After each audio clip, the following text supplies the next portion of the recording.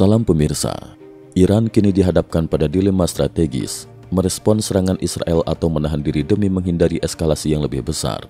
Pemimpin tertinggi Iran, Ayatollah Ali Khamenei, bersama para penasehatnya mempertimbangkan setiap langkah dengan hati-hati.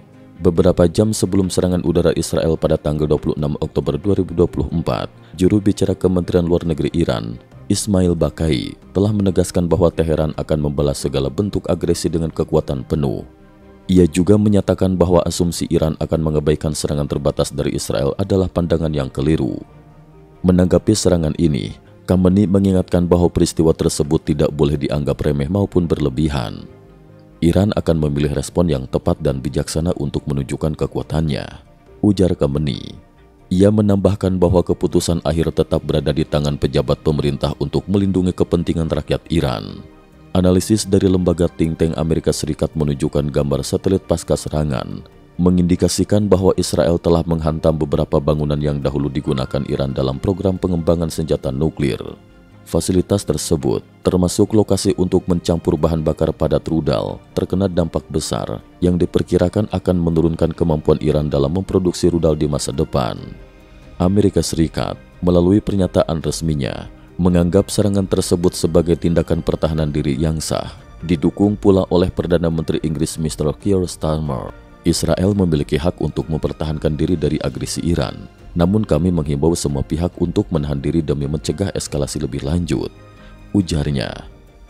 Israel berharap agar Iran tidak bereaksi, mengingat serangan Israel sebelumnya terhadap Hamas dan Hizbullah telah melemahkan kedua kelompok bersenjata tersebut secara signifikan.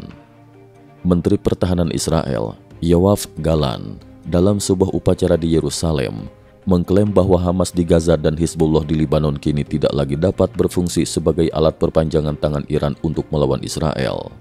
Selama setahun terakhir, pasukan pertahanan Israel IDF disebut telah meraih berbagai kemenangan strategis, mengurangi kemampuan militer kedua kelompok tersebut.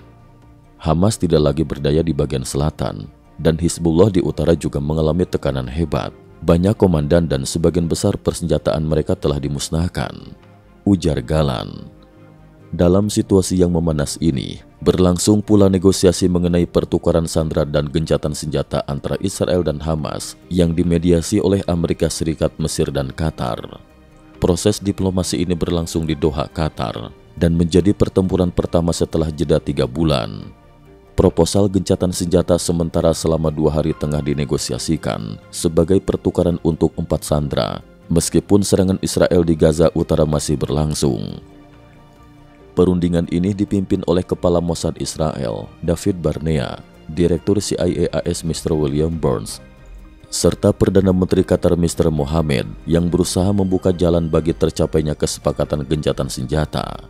Kantor Perdana Menteri Israel, Benjamin Netanyahu, menyatakan bahwa Israel akan mempertimbangkan semua opsi untuk mengupayakan pembebasan sandera, termasuk mempertimbangkan perkembangan terbaru, seperti kematian mantan pemimpin Hamas Sinwar, yang dianggap membuka peluang baru dalam proses negosiasi.